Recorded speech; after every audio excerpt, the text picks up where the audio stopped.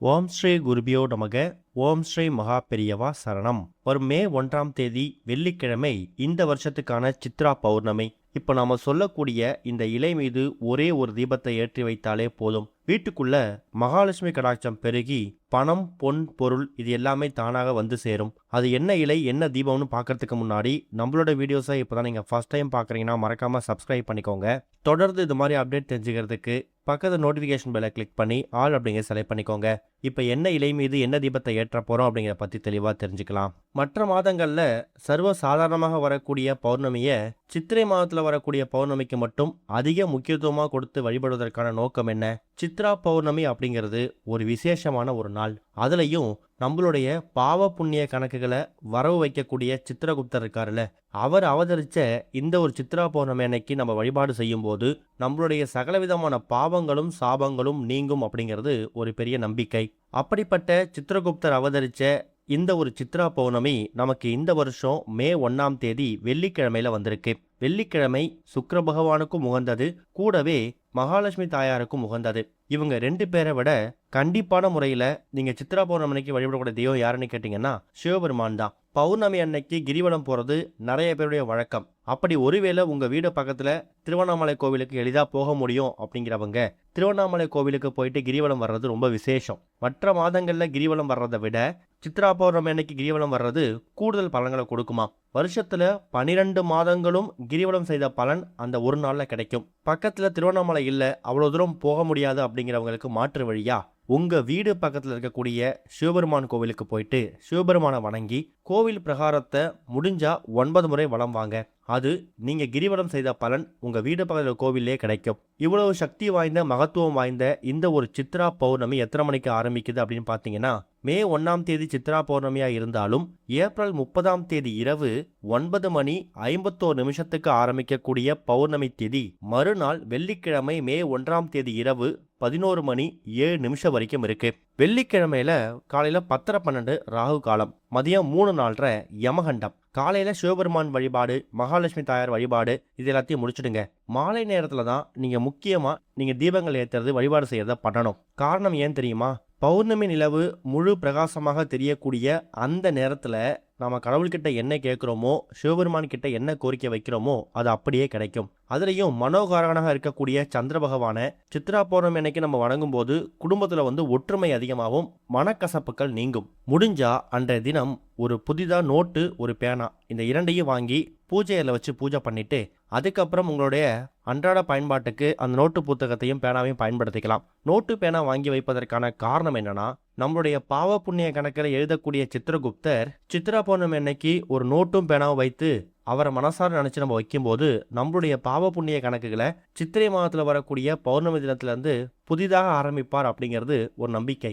அப்ப இது வரைக்கும் நம்ம செய்திருக்கக்கூடிய பாவங்கள்லாம் போயிடுமா அப்படின்னு கேட்டிங்கன்னா அதுக்கான அர்த்தம் அது கிடையாது. நாம தான தர்மங்கள் பண்ணும்போதோ இல்ல கஷ்டப்பட்டவங்களுக்கு உதவி செய்யும் போதோ அந்த பாவங்கள்லாம் தானா கரையும். சித்திரை மாதத்தில் வரக்கூடிய பௌர்ணமியில இருந்து சித்திரகுப்தரை வழிபடும் போது இந்த புதிய பராபவ வருடத்துல வாழ்க்கை ஒரு புதிய தொடக்கமா அமையும் அப்படிங்கிறது தான் அதுக்கான அர்த்தம். சரி, இவ்வளவு நன்மைகள் இருக்கக்கூடிய இந்த ஒரு சித்ரா பௌர்ணமியை ரொம்ப எளிமையா வழிபடுறது இந்த வழிபாட்டு முறை தான். கண்டிப்பா அம்பாள் வழிபாடு செய்யுங்க. அது போக இப்ப நாம சொல்லக்கூடிய இந்த இலை மீது ஒரே ஒரு தீபம், ரொம்ப பெருசா வேணாம், நெய் தீபம் கூட போட வேணாம். வீட்டில் தினமும் விளக்குகளுக்கு பயன்படுத்தக்கூடிய, அதாவது காமாட்சி விளக்குகளுக்கு பயன்படுத்தக்கூடிய அந்த தீப எண்ணெய் ஊற்றி கூட இந்த தீபத்தை ஏற்றிக்கலாம். ஆனால் குறைந்தது இந்த தீபம் அரை மணி நேரத்துல இருந்து 1 மணி நேரம் உங்க வீட்டோட பூஜை அறையில் எரியணும். முதல்ல அந்த இலை என்ன இலை அப்படின்னு தெரிஞ்சுக்கோங்க. அதுதான் மருதாணி இலை. மகாலட்சுமி கடாட்சம் அதிகமாக இருக்கக்கூடிய 108 பொருட்கள்ல அதிசக்தி வாய்ந்த ஒரு பொருள் இந்த ஒரு மருதாணி இலை. சுபகாரியங்களுக்கு அதிகமாக பயன்படுத்தக்கூடிய அந்த மருதாணி இலைகள் இருக்குல்ல, அந்த மருதாணி இலையோட வாசத்துக்கு மகாலட்சுமி தாயார் நம்ம வீட்டிலே தங்கிடுவாங்களாம். அந்த அளவுக்கு ஒரு அற்புதமான ஒரு தாந்திரிக பொருள் இந்த மருதாணி இலை. முதல்ல இந்த தீபத்தை எப்ப ஏத்தணும் அப்படின்னு நீங்க தெரிஞ்சுக்கணும். எப்படி பார்த்தாலும் சித்ரா பௌர்ணமிக்கான அந்த நிலவு 6-7 மணிக்கு மேல பிரகாசமா தெரியும்.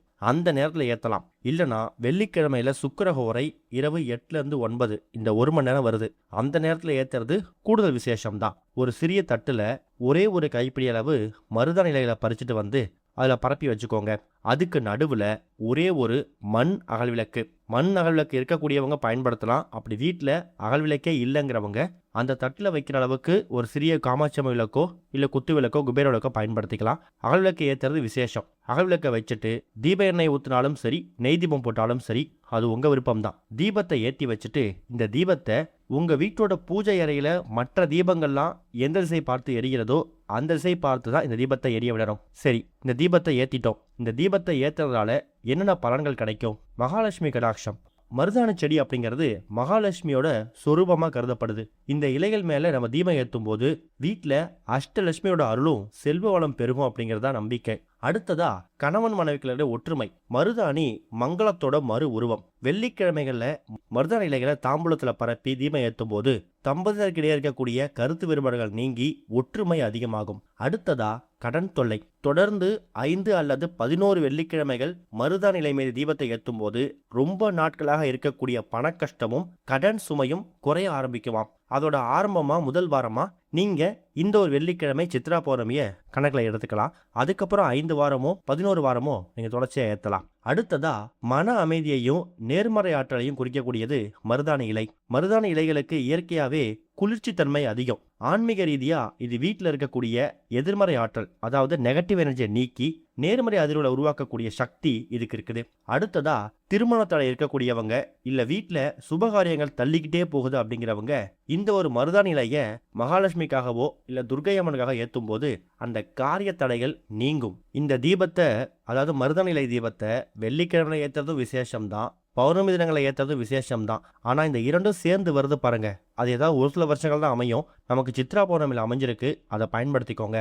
இந்த தீபத்தை வீட்டில் இருக்கக்கூடிய ஆண்கள், பெண்கள், குழந்தைகள்னு சொல்லி யார் வேணாலும் ஏற்றலாம். சரி, தீபம் ஏற்றி முடிச்சிட்டுங்க. இந்த தீபத்தை ஏற்றி முடிச்சதுக்கு பிறகு உங்கள் மனசில் என்ன விதமான கோரிக்கைகள் இருக்கோ அது எல்லா கோரிக்கையும் நீங்கள் மகாலட்சுமி தாயார்கிட்ட முன்வைக்கலாம். குறைந்தது அரை மணி நேரத்துலேருந்து 1 மணி நேரம் அந்த தீபம் எரியட்டும். அதுக்கப்புறமா அந்த தீபத்தை குளிர வச்சுட்டு நீங்கள் இரவு தூங்க போயிடுங்க. உங்கள் அன்றாட வேலை பார்க்கலாம். மறுநாள் சனிக்கிழமை மே 2ஆம் தேதி அந்த மருதாணி இலைகள் இருக்கு இல்லையா, அதை எடுத்து நீங்கள் தூக்கி போடுறதோ இல்லை தண்ணியில் விடுறதோ நீங்கள் பண்ண வேணாம். அந்த மருதாணி இலையை அரைச்சி நீங்கள் உங்கள் கையில் போட்டுக்கலாம். முடிஞ்சால் குடும்பத்தில் இருக்கிற எல்லா நபர்களும் சாஸ்திரத்துக்கு ஒரு சிறிய அளவாவது உங்களோட வலது உள்ளங்கையில் வச்சுக்கிறது விசேஷம். அந்த மருதாணி இலைகளை நீங்கள் எக்காரணத்தை கொண்டும் தூக்கி போடணும் அப்படிங்கிற கட்டாயம் கிடையாது. சித்ரா பௌர்ணமி அன்னைக்கு மகாலட்சுமி தாயாருக்கும் மற்ற தெய்வங்களுக்கும் பொதுவாக வீட்டில் செல்வ கடாட்சம் பெருகணும்னு ஏற்றிருக்கக்கூடிய அந்த தீபம் இருக்குல்ல, இது வாழ்க்கையில் பலவிதமான மாற்றங்களை ஏற்படுத்தும். குறிப்பாக சித்ரா பௌர்ணமிக்கு பிறகு வரக்கூடிய எல்லா நாட்களும் வளமான சுகமான நாட்களாக மாறும். கூடவே அன்றைய தினம் தான தர்மங்கள் பண்ணுங்க. சித்ரகுப்தர் அவதரிச்ச நாளில் நம்மளுடைய பாவ புண்ணிய கணக்குகள் புதுசாக ஆரம்பிக்கணும் அப்படிங்கிறவங்க கண்டிப்பாக கஷ்டப்படக்கூடியவங்களுக்கோ இல்லை ரோட்டில் வேலை செய்கிறவங்களுக்கு செருப்பு, குடை இது மாதிரி பொருட்களை தானமாக கொடுக்கலாம். தண்ணீர் பந்தல் அமைத்து வெயிலில் வாட்டி வதச்சி வேலை செய்கிறவங்களுக்கு தண்ணீர் கொடுக்கலாம். இது எல்லாமே உங்களுடைய புண்ணிய கணக்குகளில் சேர்ந்து பாவம் குறையும். ஓம் ஸ்ரீ குருபியோ நமக. ஓம் ஸ்ரீ மகா பெரியவா சரணம்.